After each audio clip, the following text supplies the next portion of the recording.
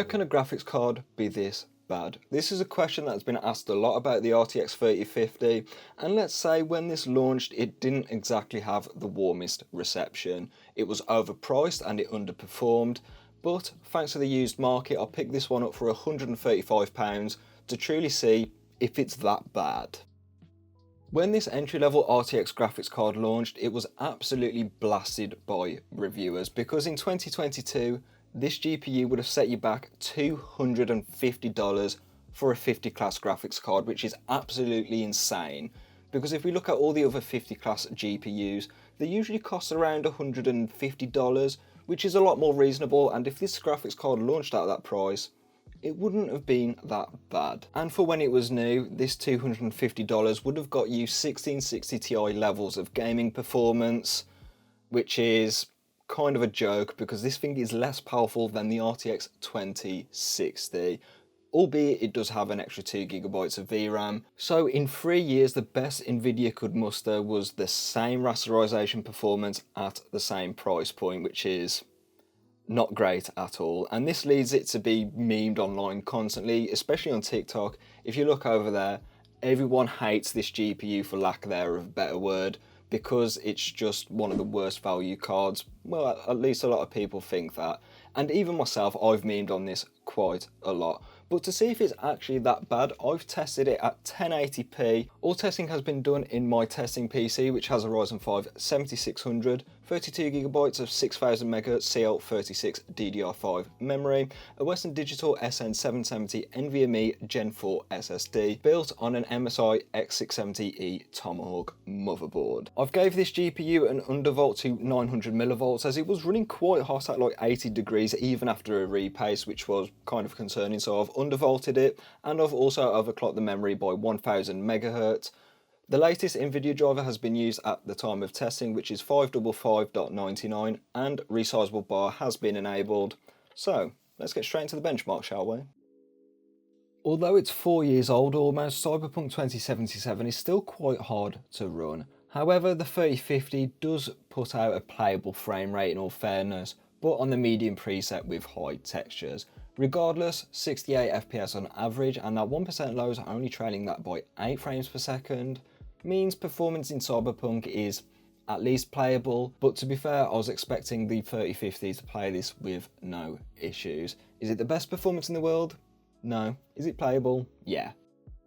With Hogwarts Legacy, we got away with the high preset today, just barely, with 61 frames per second on average, and the 1% low is usually trailing quite far behind in Hogwarts Legacy, but to be fair, 45 frames per second is not too bad. Here, performance is quite good if you ask me, I'm not going to lie to you, but yeah, other GPUs in this price point would do a better job.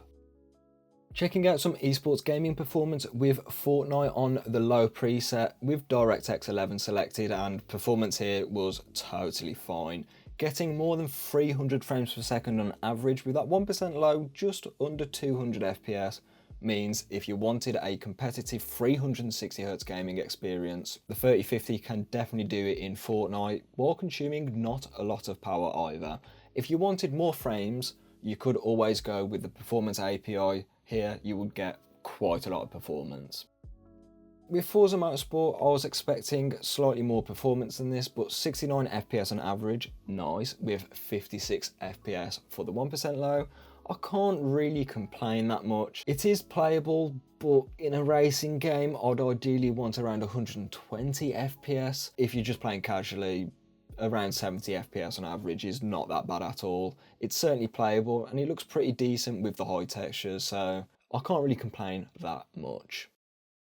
Starfield is up next, and this is the title that surprised me the most. Yes, on the medium preset, we didn't get above 60 FPS, but in all fairness, I was expecting much worse. This kind of tells me that Starfield is optimized for Ampere and newer graphics cards, because performance on Turing GPUs wouldn't be like this even on something like an RTX 2060 or something like that. So Starfield is kind of playable on a 3050, but you could always enable DLSS, and is it the most ideal way to play at 1080p? Not necessarily, but you should be okay with it enabled and you'll get above 60 FPS there. Star Wars Jedi Survivor continues to show it's probably one of the worst PC ports in the world, because 49 FPS on average with a pretty horrid 1% low of 32 FPS means performance in this game is not great on the medium preset. I'll be honest, probably avoid this if you've got an RTX 3050. Conversely, F123 has no issues with performance on this low-end RTX card with 145 FPS on average, and that 1% low is staying nice and close to that. So you're not going to have any problems in this title, and you can race to your heart's content on the medium preset in F123.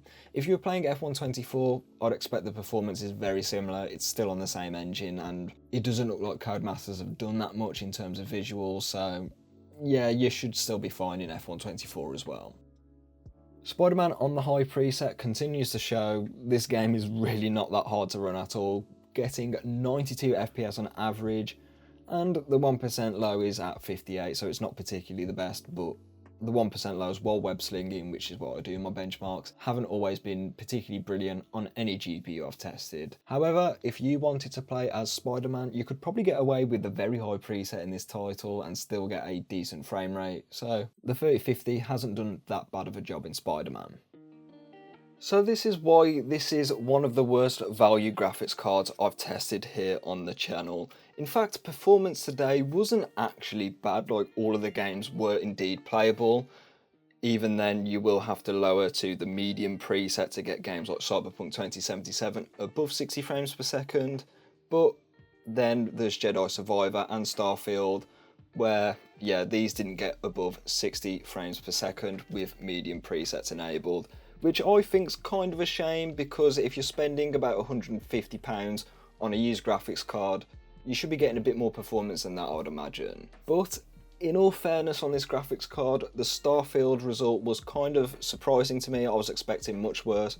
So it seems like this game is slightly more optimised for Ampere GPUs as to what it is with Turing and older, because the RTX 2080, which I tested around a month ago, did kind of struggle in that title. On the other hand, esports games, obviously on a GPU like this, are going to be performing totally fine. You're going to be getting around 300 FPS in titles like Counter-Strike 2, Fortnite, Rainbow Six Siege. All those sorts of games are going to be fine on a graphics card of this caliber, so you won't be having any issues there if you want to do some competitive gaming on a GPU like this. Considering that the GTX 1660 Ti costs around £80 to £90 here in the UK on the used market, which is a GPU which has the same performance as the RTX 3050, that means there's a discount of about £50 and probably even more, because I put an offer in for this, not expecting the seller to actually accept it, but they did for £135.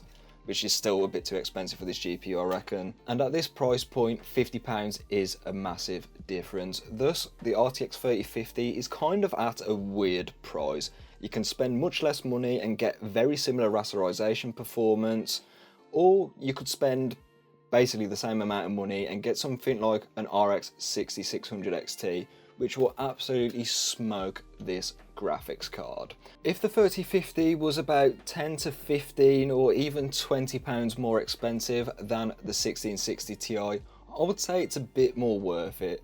That is because the RTX branding does carry some weight. Obviously, being an RTX GPU, it has access to deep learning super sampling, which leverages the AI tensor cores built into this graphics card. Whereas on the 1660 Ti, you're going to be stuck using FSR, which at lower resolutions like 1080p is not going to look as good as the AI accelerated upscaler. Also, it does have an extra 2GB of VRAM, which does go a long way, especially in 2024, as you can enable high textures or maybe even ultra textures at 1080p. You shouldn't have any problems with the 8GB of VRAM, whereas with 6GB, you might be running into a few problems. Also, this GPU barely consumes any power. This probably isn't that much of an advantage over the 1660 Ti, but if you compare it to an older GPU which should perform similar, like the GTX 1070 or even 980 Ti, this is a huge advantage. In my testing today, I don't think it went above 100 watts in total power draw for this graphics card, so Yeah, that's a bit of a win right there. Unlike the 1660 Ti and the older GTX cards, the 3050 should be supported by Nvidia for longer with game-ready drivers, so that's ultimately a win right there. And also, unlike the AMD graphics card, the 3050 has CUDA acceleration, so if you're a video editor and you use a lot of GPU accelerated effects, the 3050 might actually outperform the RX 6600 there, so that's something to consider. So despite its upsides, which most gamers probably wouldn't even benefit from, to be honest, the RTX 3050 still isn't worth it.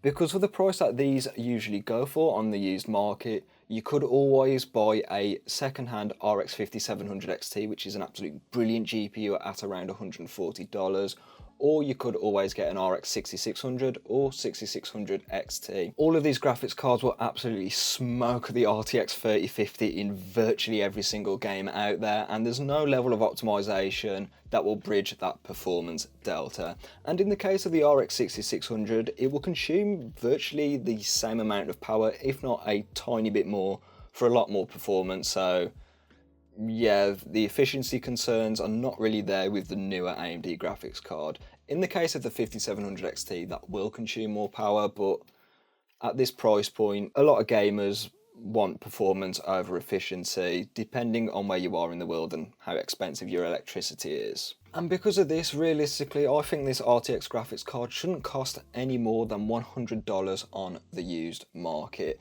It's okay this having a slight markup over the 1660 Ti for reasons I've previously mentioned, but when you start to get over $20 or $30 over that price point, it's really not worth it, and you may as well just jump to the RX 6600. That is still one of the best value graphics cards in 2024 for 1080p gaming, and if you want to throw it back a bit, the RX 5700 XT is also a brilliant deal on the used market. This GPU, on the other hand, nah. It's not really that good of a value. So if you want to see a good value GPU, there will be a video up there. With that being said, I'll catch you in the next one.